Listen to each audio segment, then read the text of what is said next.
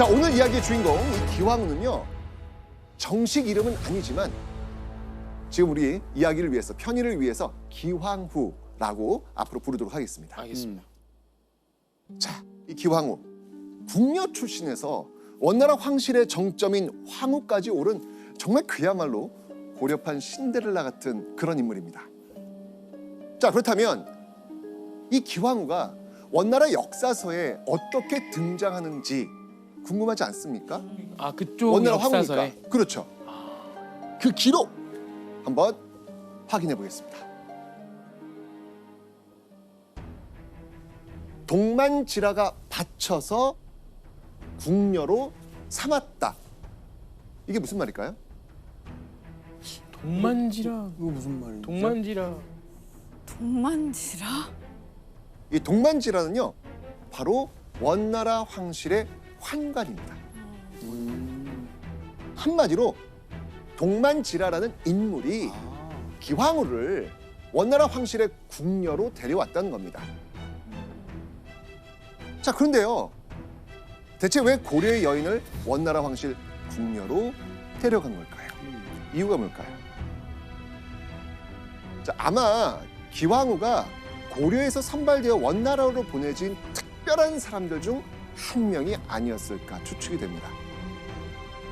바로 이겁니다. 공녀. 아. 자, 바칠 공, 계집여, 공물로 바친 여인이라고 해서 공녀라고 불렸습니다. 자, 때는요, 바로 원간섭기였습니다. 당시 고려는 사사건건 원나라의 눈치를 봐야 했고요, 정치적 압박을 받고 있었습니다. 원나라가 이 고려를 복종시키기 위한 하나의 방법으로 오랫동안 아주 꾸준히 공녀를 요구했던 겁니다.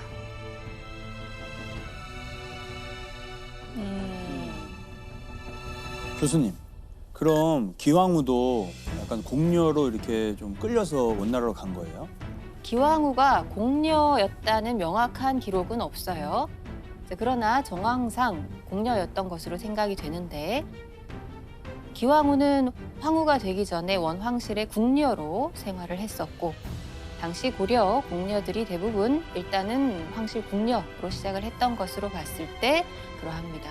다만 원나라 황후가 된 인물이기 때문에 고려 측에서도 원나라 측에서도 굳이 기황후가 공녀였다는 사실은 기록에 남기지 않은 것이 아닌가라고 생각이 돼요.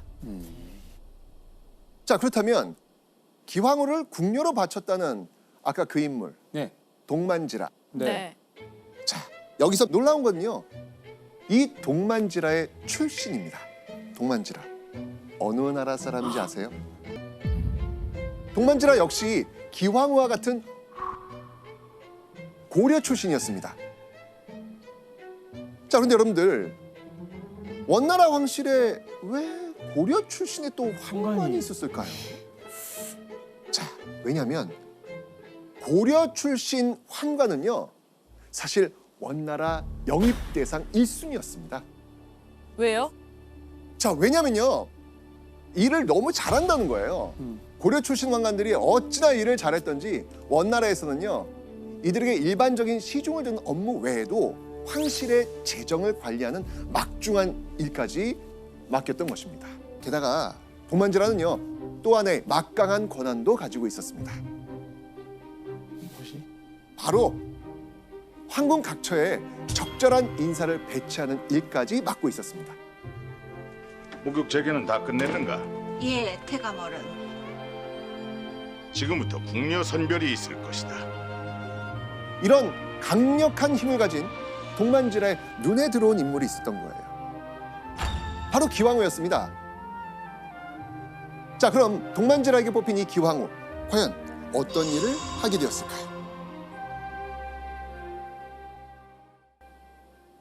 차 심부름을 담당하며 순제를 섬겼다.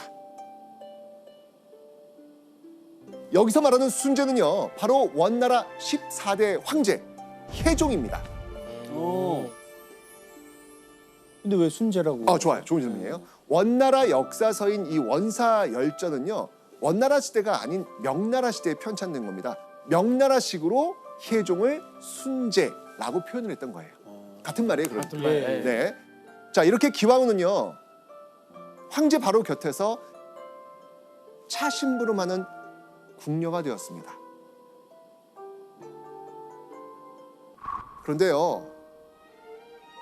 궁녀 기왕후를 보는 원나라 황제 혜종의 눈빛이 어딘가 이 모르게 미묘하게 달라지기 시작한 겁니다.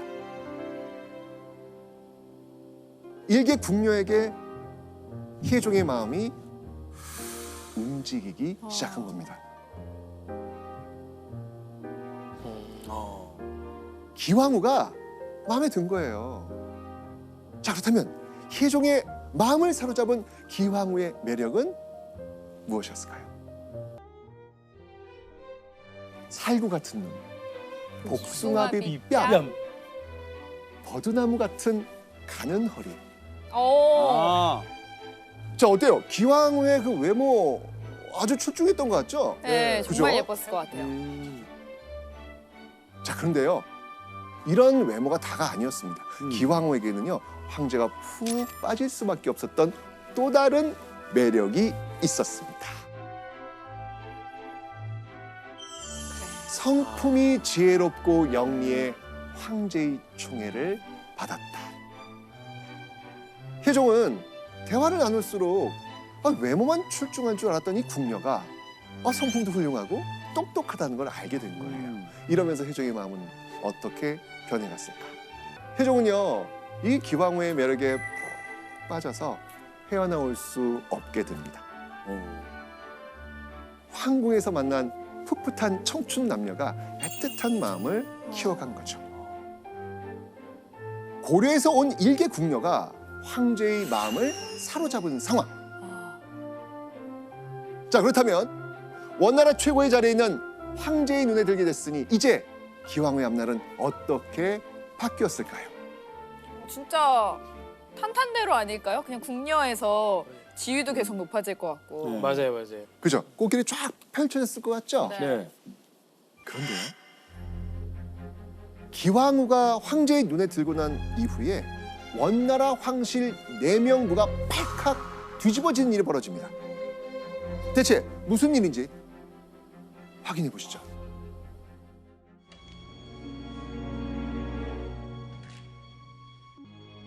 당장 이년의 옷을 벗겨라. 왜 이러지? 왜 이러시옵니까, 마마? 닥치거라. 왜? 채찍을 가져오너라. 채찍?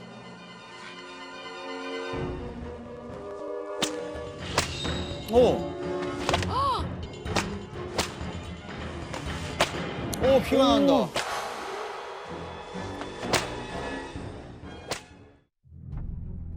왜 이렇게 때려? 기왕후를 채찍질하는 이 여인, 아이고. 이 누굴까요? 황제 부인. 원래 부인. 맞습니다. 바로 원나라 황제 혜종의 정실 부인 황후 타나실이었습니다. 그러니까 혜종에게는 이미 아내가 있었던 겁니다. 혜종이 황후인 자기를 제쳐두고 일개 궁녀에게 사랑을 쏟게 되니까 질투의 눈이 멀어 기왕후를 매질한 겁니다. 그런데요, 실제 상황은요, 이 드라마보다 훨씬 더 끔찍했어요. 기씨가 황제의 총애를 받는 것을 보고 불평하여 그녀의 몸을 불로 지지기도 했다. 근데 황제가 그 혼나고 있는 기왕후를 안 도와주고 뭐 하고 있어? 그렇죠. 내가 사랑하는 사람이. 네. 그러니까 사랑하는 사람인데. 그죠? 네. 자, 그런데요. 바로 이 황후 타나실이는요. 황제인 혜종조차도 슬금슬금 눈치를 볼 수밖에 없는 아내였습니다. 왜 그랬을 것 같아요? 힘이 있었다. 그렇지. 황후 타나실이 집안은요. 당시 원나라를 쥐락펴락하던 권신의 집안이었기 때문입니다. 황후 타나실이 아버지 엘테무르는요. 제 입맛대로 황제를 갈아치울 정도로 원나라에서 막강한 권력을 휘두르던 인물이었습니다. 혜종이 황제 자리에 올랐을 때 황후 타나실의 아버지는요. 이미 죽고 없긴 했습니다. 그렇지만 여전히 황후 타나실의 오빠들과 엘테무르의 측근들이 황실 요직을 차지하고 있었습니다. 눈치 보였겠네. 이런데 혜종이 황후 타나실에게 벌을 줄 수 있을까요? 절대 없죠. 그러니까 이때 혜종의 황권은 어떤 거예요 지금?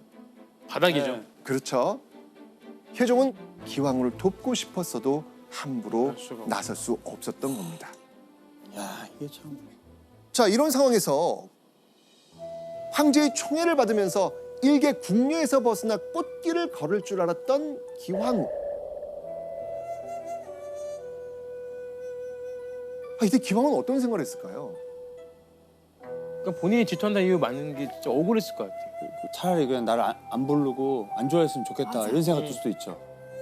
기왕후는요, 황후 타나실의 모진 매질에서 벗어나기 위해선 자신에게도 강한 힘과 높은 지위가 필요하다고 생각했을 겁니다. 그래야 이 살벌한 원나라 황실에서 살아남을 수 있다고 생각했겠죠.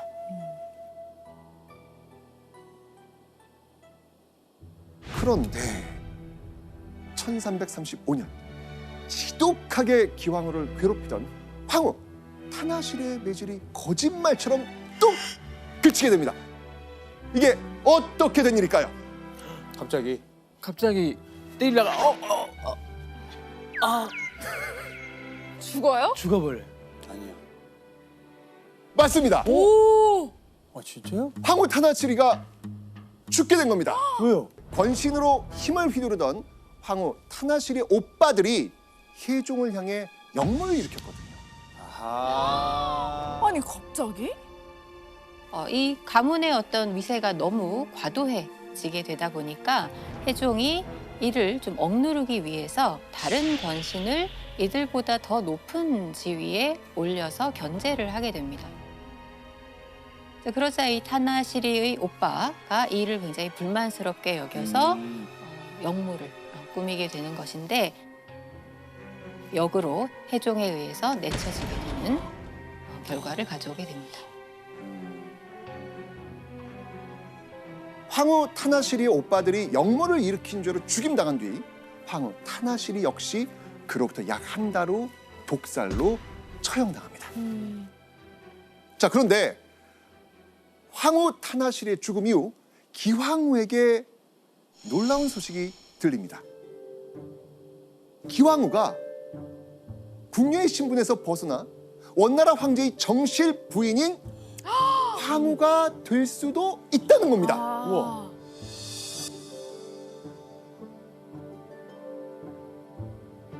혜종이 궁녀 기씨를 원나라 황후 자리에 앉히겠다고 대놓고 선포한 겁니다. 고려에서 온 궁녀가 원나라 황후가 된다? 당시로선 꿈도 꿀 수 없었던 파격적인 일이었습니다. 그럼에도 불구하고 이제 혜종은 자기가 진정으로 사랑하는 여인 기왕후를 자신의 황후로 맞이하고 싶다는 뜻을 내보인 거죠. 네. 그리고 혜종이 기왕후를 황후로 맞이하려고 한 또 다른 이유도 있습니다. 다시 황후 타나시리처럼 강력한 권신 집안의 여인이 황후가 되면 어떻게 되겠습니까? 본인이 낮아지죠. 그렇죠. 그에 비해 기왕후에겐 자신을 위협할 만한 외척 세력이 있다 없다? 없어요. 맞습니다. 그러니까 고려 출신의 궁녀에 대단한 가문의 연줄도 없던 기왕후를 황후 자리에 앉히는 것은 혜종의 황권을 강하게 만들기 위한 포석이기도 했던 것이죠.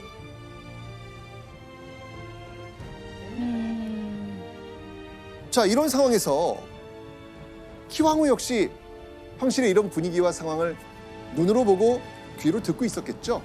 이쯤 되면 내가 황후가 될 수도 있겠구나. 라면서 뭔가 이 황후 자리에 욕심나지 않았을까요? 자, 그렇다면 과연 이대로 기왕후는 원나라 내명부의 정점인 원나라 왕제의 정실부인 황후가 될 수 있을까? 네. 됐으면 좋겠어요. 됐다. 바로 안 돼요. 됩니다. 확인해 바로 안 돼요. 됩니다. 보시죠. 황후 마만합시오. 뭐야? 짐은 대승상의 진려인 하얀 후도를 이 나라의 정실 황후로 맞이하는 바요. 쿵그라트시 바얀쿠투를 황후로 책봉하였다. 황후 자리를 차지한 것은요, 기황후가 아닌 쿵그라트족의 여인 바얀쿠투였습니다.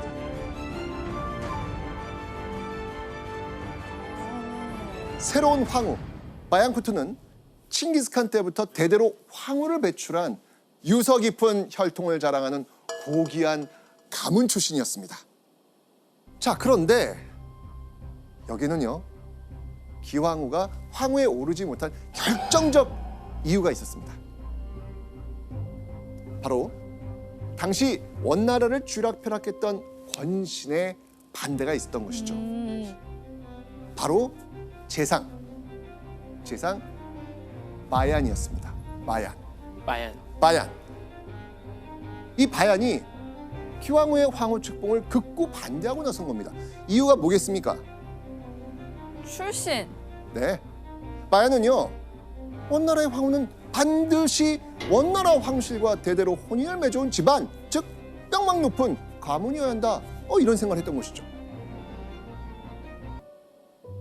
자신의 신분을 문제 삼는 권신과 유력 가문의 위세 앞에 기황후의 희망은 하루아침에 산산조각이 난 것입니다. 그리고 새로운 황후의 등장으로 기황후는 남다른 불안감에 휩싸였죠. 그런데 바얀쿠투가 황후에 오르고 약 1년이 지났을 무렵 원나라 황실에 경사가 일어납니다. 바로 혜종의 첫 아들이 탄생한 겁니다. 아들의 이름은 아유르 시리다라. 자, 그렇다면 혜종의 이 첫 아들을 낳은 사람 누구였을까요?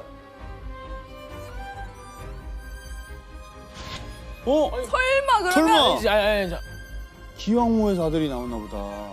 바로 기황후였습니다. 와. 고생 많았다. 기적처럼 기황후가 혜종의 첫 아들을 낳은 겁니다. 와. 새로운 황후가 생긴 뒤에도 혜종의 마음은 여전히 누구에게 있었다? 기황후에게. 기황후에게 다행이다. 있었던 거예요. 그리고 아들이 생긴 뒤 혜종은 자신을 괴롭히오던 근심거리를 내려놓게 됩니다. 과연 무슨 일일까요? 사실 혜종의 첫 아들 아유르 시리다라가 태어나기 전 이미 혜종의 뒤를 이을 황태자는 존재했습니다. 어떻게? 혜종의 후계자 다음 황제로 점쳐진 사람은요, 12대 황제 문종의 아들, 즉 혜종의 사촌 엘투구스였습니다. 자, 이런 상황에서 만약 원나라 조정에서 엘투구스 황태자를 지지하는 세력이 커지면 혜종은 어떻게 될까요? 쫓겨나거나 죽임을 당할 수도 있겠죠. 이렇게 황권이 불안하니까 혜종 위험 느꼈겠죠. 불안하죠. 그런데 바로 이 시기에 기황후가 떡하니 아들을 낳은 겁니다. 너무 다행이었을 것 같아요. 진짜 타이밍이 좋았네요. 그러니까 끈질기 빛. 자, 이런 상황에서 혜종은 엘투구스가 아닌 자신의 아들에게 황해를 물려주고 싶었겠죠. 네. 네. 결국 혜종은 황제의 자리를 위협하던 황태자 엘투구스를 조정에서 쫓아내버립니다. 기황후의 아들 아유르 시리다라의 탄생으로 원나라 왕실의 후계 구도에 엄청난 변화가 일어난 겁니다. 와. 그럼 입지가 좀 높아지겠네요. 맞아요. 자, 그렇게 몇 년의 시간이 흐린 원나라 조정은 물론이고요, 고려까지 뒤흔드는 놀라운 일이 벌어집니다. 자, 어떤 일인지 함께 보시죠. 아. 원이 기씨를 둘째 황후로 책봉하다. 약 3년 만에 기황후가 드디어 황제의 정실 부인 황후가 된 겁니다.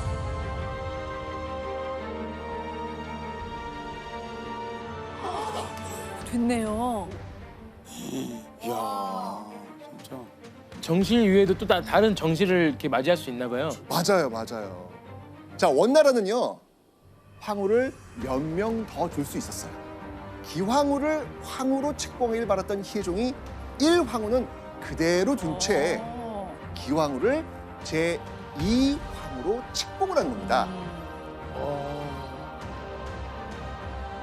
태종은요, 기황후를 자신의 황권을 공고히 다져준 고마운 존재이자 정치적 동반자로 아마 생각을 했을 겁니다. 진짜. 와. 와. 자, 그런데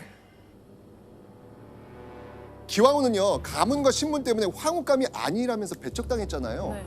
근데 어떻게 이런 일이 가능했을까? 그러니까요. 자, 기황후를 강력히 반대하던 권신 바얀, 이 바얀을 혜종이 조정에서 쫓아냈거든요. 예? 어떻게? 근데 교수님, 조선에서 제일 힘이 센 권신이었잖아요. 근데 어떻게 쫓아내는 거예요? 네, 이 바얀이 집권을 하는 과정에서 가장 중요한 배경이 되었던 것은 그가 태종이 즉위하는 과정에서 공을 세웠다는 것이었어요. 근데 이 바얀은 집권을 한 이후로는 오히려 태종을 좀 무시하고 그래서 권력을 키워가는 그러한 모습을 보입니다. 그래서 당연히 태종은 그에 대해서 불만을 갖게 되었고 바얀에 대해서 불만을 가지고 있었던 다른 세력을 모아서 바얀을 내치게 되는 것입니다. 자, 이렇게 드디어 원나라 황제의 정실 부인 황후가 된 기황후. 그런데요, 혜종은 기황후에게 황후의 지위뿐 아니고요, 특별한 선물도 줍니다. 자, 이 선물은요, 기황후에게 전에 없던 강력한 권력을 줄 수단이 되지요. 무엇인지 한번 네. 보시죠. 자정원. 황후로서 개인의 재물을 모으고 관리할 수 있는 재정관리 기구입니다. 당시 원나라 황후들은요, 훌륭한 집안의 여인들이었다라고 제가 말씀드렸습니다. 네. 기억나시죠? 네. 황후가 되어 황궁에 들어왔을 때 혼자 빈손으로 오겠습니까? 다 막 혼수 바리바리 싸서 오죠. 그렇죠. 자신의 시중을 들 사람과 재물도 함께 챙겨왔겠죠. 네. 그래서 황후들마다 그 재물을 관리하는 기구가 필요했던 겁니다. 자, 그렇다면 고려에서 온 궁녀였던 기황후에게 다른 황후들처럼 뭐 시중 들 사람, 모아둔 재물 있을까요, 없을까요? 없었어요. 없죠. 아무것도 없죠, 지금. 자, 그래서 혜종은 당시 주인이 없었던 황태후의 재산을 통째로 기황후에게 준 겁니다. 덕분에요, 기황후는요, 정통 몽골일인 제1황후 못지않게 큰 힘과 영향력을 갖게 됩니다.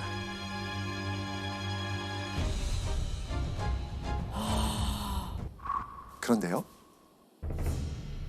탄탄대로가 펼쳐질 줄 알았던 기황후의 앞에 생각지도 못한 큰 문제가 생깁니다. 1348년 신하들이 충격적인 글을 올렸는데요. 한번 확인해 보시죠. 강등하여 비로 삼아 제의가 그칠 수 있기를 바랍니다. 아유. 기황후를 황후가 아닌 비로 강등시키라는 겁니다. 그러면서 제의, 즉 원나라에 지진이나 홍수 같은 자연재해가 자주 일어나고 온 나라에 도적이 들끓는 게 모두 누구 때문이다? 기황후 기황후 때문이다. 때문이라는 거예요. 그런데 신하들은 이때 왜 기황후를 강등시키라는 글을 올렸을까요? 그 승계되는 걸 막으려고 하는 느낌이에요. 맞습니다. 이대로 있다간요, 기황후의 아들이 황태자가 될 가능성이 높잖아요. 여전히 기황후의 신분과 출신을 트집 잡고 반대하는 신하가 많았던 겁니다. 만약 기황후가 비나 빈으로 강등이 되면 어떤 일이 일어나죠? 그러면은 아들도 지위가 떨어지죠. 황태자가 될 수가 없죠. 그렇죠. 맞습니다. 비아들이니까 유력 후계자에서 멀어지겠죠. 맞아요. 기황후가 지금까지 쌓은 모든 게 무너질 위기에 놓인 겁니다. 제2황후가 되고 몇 년이 지나도록 아유르 시리다라의 정식 황태자 책봉은 하염없이 미뤄지고 있었습니다.